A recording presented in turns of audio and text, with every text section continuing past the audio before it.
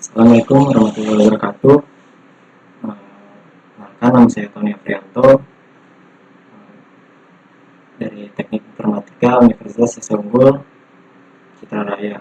Nah, di sini saya ingin presentasikan tentang perancangan basis data jasa pengiriman kargo berbasis web.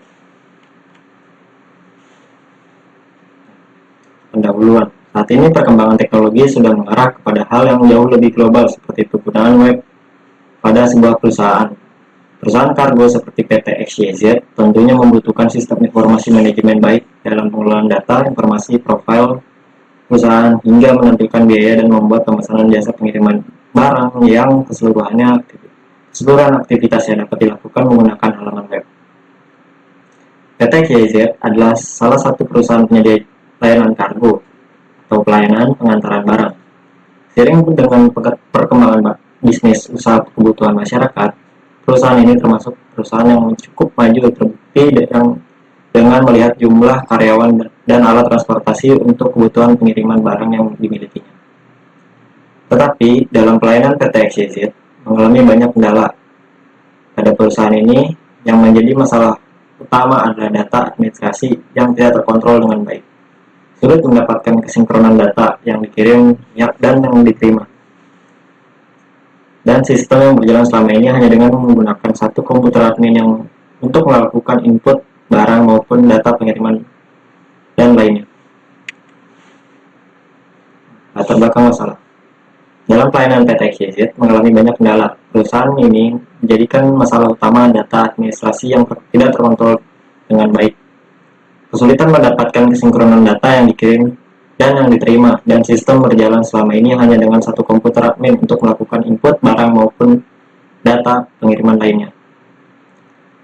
Karena dalam hal catatan aplikasi hanya dapat dijalankan oleh satu komputer admin, tidak bisa dijalankan pada komputer yang berbeda, maka seringkali kantor pusat ataupun cabang kesulitan untuk menerima permintaan para manajer untuk mengeluarkan data pengiriman barang dalam satu waktu untuk semua transaksi pengiriman barang yang dilakukan di semua rute pengiriman barang. Metodologi penelitian. Metode pengembangan perangkat lunak. Pada rekayasa perangkat lunak, banyak model yang telah dikembangkan untuk membantu proses pengembangan perangkat lunak. Model-model ini pada umumnya mengacu pada model proses pengembangan sistem yang disebut System Development Life Cycle (SDLC) atau lebih dikenal dengan model waterfall. System Development Life Cycle atau SDLC merupakan gambaran dari suatu usaha dalam merancang sistem yang akan selalu bergerak seperti roda, yang melewati beberapa langkah atau tahapan lain tahap investigasi, analisis, desain, implementasi, dan perawatan. Dan langkah-langkah selanjutnya akan kembali pada tahap investigasi jika dirasakan bahwa sistem yang tidak efisien lagi untuk diterapkan, menurut Raymond McClure 2010 184. Hal ini mengingat kebutuhan user yang berubah-ubah sesuai kenyataan yang ada di lapangan. Sistem dapat sewaktu-waktu berubah sering perubahan bisnis, proses atau adanya kebijakan baru dalam implementasi ke depannya. Tahapan pengembangan adalah 1. Feasibility atau recruitment, 2. Analisis, 3. Design, 4. Development, 5. Testing, 6. Implementasi, 7. Maintain. Teknik analisis data. Teknik analisis data yang digunakan adalah teknik deskriptif kualitatif, di mana teknik ini menganalisa dan data penelitian untuk menggambarkan secara rinci serangkaian prosedur dari sistem informasi transportasi yang diterapkan PT XYZ dan selanjutnya digunakan sebagai bahan acuan dalam proses analisis sistem. Tahapan-tahapan dalam siklus pengembangan sistem yaitu 1. Perencanaan sistem. Pada tahap ini dilakukan rincian biaya pembuatan sistem pengeluaran admin yang ada. 2. Menganalisis masalah pada aktivitas transportasi pengiriman PT XYZ yang selama ini pencatatan aplikasinya hanya dapat dijalankan di satu komputer admin berdasarkan masalah yang telah ditemukan. 3. Merancang secara konseptual. Pada tahapan ini dilakukan evaluasi terhadap berbagai alternatif rancangan dan menyiapkan menggunakan spesifikasi rancangan yang sesuai dengan permintaan kebutuhan sistem, sedangkan merancang secara fisik meliputi formulir dan pelaporan prosedur serta pengendalian. 4. Implementasi sistem. Pada tahap ini dilakukan penerapan software yang telah selesai dibangun. Analisis sistem. 1. Identifikasi masalah. Poin A. Pengalokasian dalam pengiriman yang dilakukan berdasarkan kebijakan PT XYZ dengan cara membuat matriks pada lembar kertas. Poin B. Dalam perhitungan total biaya transportasi pengiriman menggunakan Microsoft Excel. Poin C. Membuat waktu yang cukup lama dalam menyusun laporan setiap akhir bulan. 2. Memahami kerja sistem yang berjalan. Poin A. Proses pengalokasian barang dari pelanggan menuju lokasi penerima dilakukan secara manual dengan membuat matriks pada Microsoft. Poin B. Hasil proses pengiriman barang pada matriks berupa rute pengiriman barang dari setiap pelanggan menuju lokasi penerima dan selanjutnya biaya transportasi pengiriman barang dihitung dengan menggunakan kalkulator. Poin C. Menyusun laporan setiap akhir bulan dilakukan dengan mengumpulkan kembali nota penjualan dan draft pengiriman berdasarkan tanggal pengambilan barang dan pengiriman barang. 3. Menganalisis sistem yang berjalan. Poin A. Segi keandalan. Tingkat kesalahan yang terjadi akibat human error masih tinggi. Hal ini dikarenakan pencatatan masih dilakukan dengan hanya menggunakan satu komputer admin. Poin B. Segi teknologi. PT XYZ hanya mengandalkan satu teknologi admin sebagai pencatatan pengiriman barang dan melihat barang yang sudah ada dalam gudang. Poin C. Segi dokumen pencatatan data hanya dilakukan beberapa admin dan rawan terjadinya kerusakan basis data karena hanya menggunakan beberapa komputer untuk menyimpan data. Poin D. Segi laporan. Proses pencatatan laporan pada PT XYZ menggunakan Microsoft Excel yang dilakukan setiap akhir bulan untuk laporan pada pimpinan perusahaan. Analisa kebutuhan hardware dan software. Tahap ini analisa tentang kebutuhan perangkat lunak dan keras yang dibutuhkan untuk menjalankan sebuah aplikasi data. Tabel 1. Kebutuhan perangkat lunak. Yang pertama, sistem operasi versi Windows Server 2008. Poin kedua, database. Perangkat lunak database versi SQL Server 2017. Analisa kebutuhan hardware dan software. Tahapan ini membutuhkan perangkat lunak dan yang keras yang dibutuhkan untuk menjalankan sebuah replikasi data. Kebutuhan perangkat keras. Nomor 1, perangkat keras prosesor versi Intel Xeon R CPU E3 1220 V2 3.0 3,1 GHz. 2. Penyimpanan RAM 8 GB DDR4. Poin 3, hard disk versi 1 TB.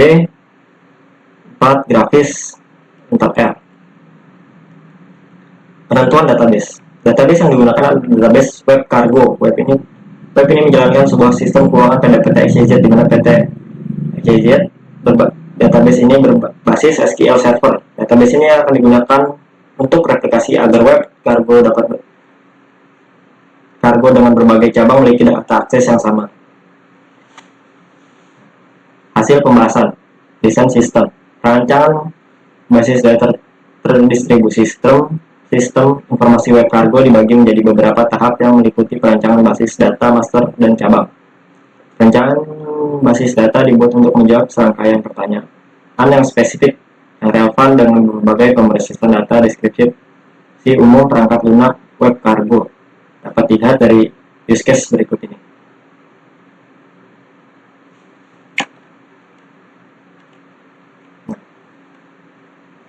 Untuk deskripsi perangkat lunak yang dikembangkan. 1. Aktivitas customer service dalam merekam data baru ke dalam sistem POD. Customer service harus merekam data ke dalam sistem web ketika pelanggan mengirimkan barang melalui PT XYZ. Kedua, sistem outbound adalah untuk merekam data barang yang akan dikirimkan kepada PT XYZ lain untuk mentransit suatu barang sehingga mempermudah jangkauan pengiriman. Data yang direkam merupakan pesan bahwa suatu barang dikirimkan XYZ setempat untuk dikirimkan ke XYZ lain. Atribut sistem outbound adalah nomor outbound, tanggal outbound, nomor bak, kotak, asal, tujuan, nomor resi, POD. Poin ketiga menjelaskan bagaimana hubungan kejadian proses inbound terjadi antara operasional komputer dengan sistem. Ketika proses inbound operasi, komputer harus menyimpan data yang harus masuk ke dalam sistem sebagai pesan atau tanda bahwa barang sudah diterima di PT XYZ.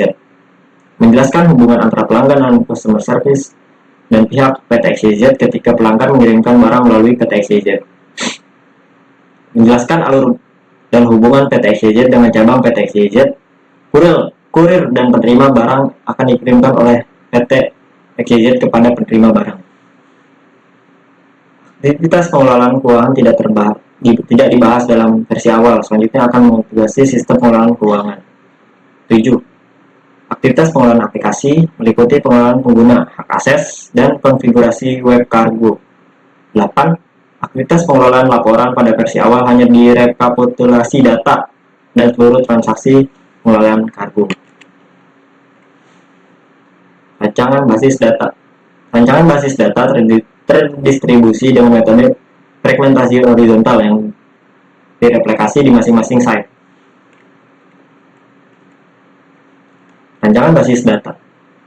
Replikasi dalam sistem informasi kargo dengan penerapan basis data terdistribusi dengan menggunakan database MySQL adalah sebuah proses membuat replika atau tiruan dalam MySQL dari suatu server basis data pada suatu server basis data suatu komputer pada database MySQL lain yang ada di server yang berbeda.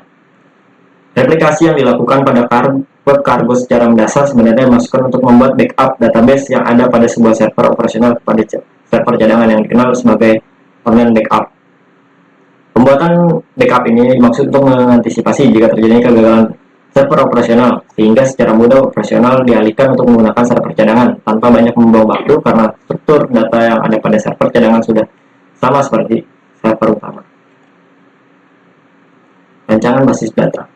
Replikasi adalah teknik pengadaan data pada beberapa lokasi fisik yang berbeda, suatu data logik yang sama.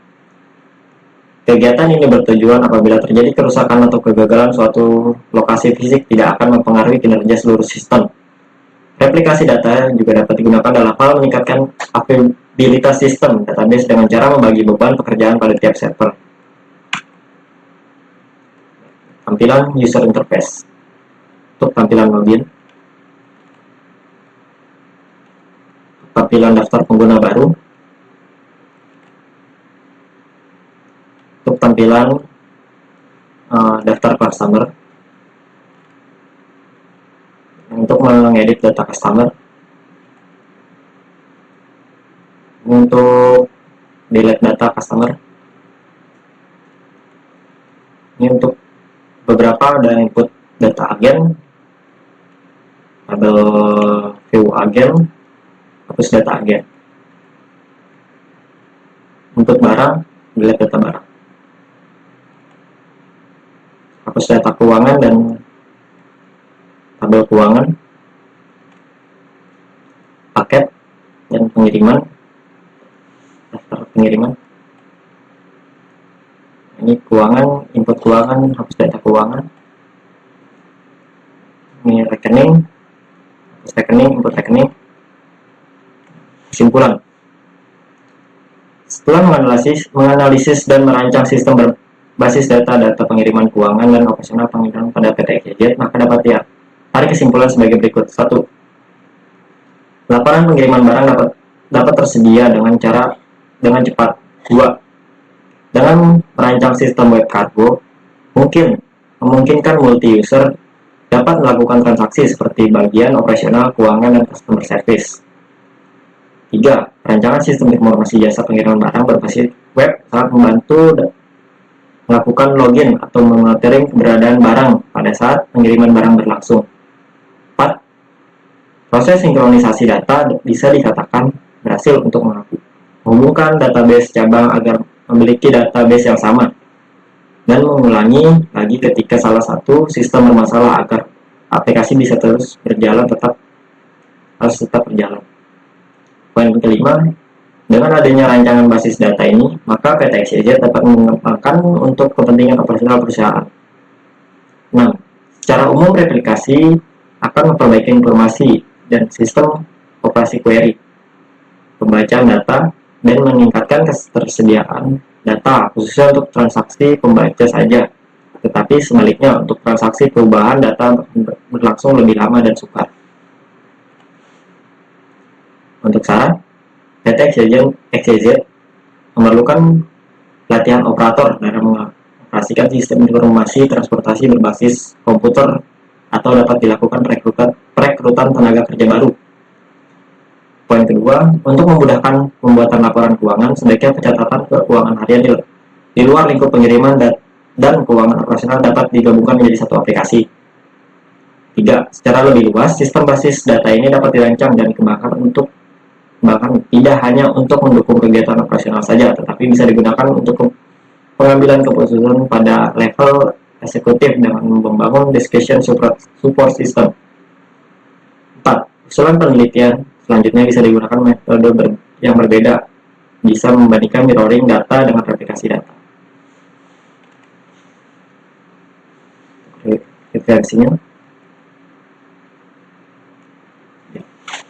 Mungkin sekian presentasi yang saya sampaikan, kurang lebihnya mohon maaf. Terima kasih. Wassalamualaikum warahmatullahi wabarakatuh.